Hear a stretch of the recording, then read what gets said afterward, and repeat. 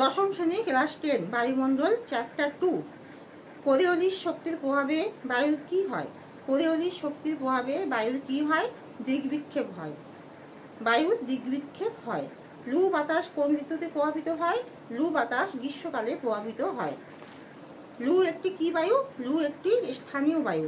দন্ত শয়থে আঁকা দন্তরা দীর্ঘি অন্ত্যেষ্টিয়া স্থানীয় বায়ু। উত্তর পূর্ব আয়ন বায়ুর গতিবেগ ঘন্টায় কত? উত্তর পূর্ব আয়ন বায়ুর গতিবেগ ঘন্টায় 16 কিলোমিটার। দিনে উষ্ণ ও হালকা বায়ু পর্বতের ঢাল বেয়ে উপরে উঠলে তাকে কি বলে? অ্যানাবেটিক বায়ু বলে। অ্যানাবেটিক বায়ু কাকে বলে? উষ্ণ ও হালকা বায়ু দিনের বেলা পর্বতের ঢাল বেয়ে উপরে উঠলে তাকে অ্যানাবেটিক বায়ু বলে।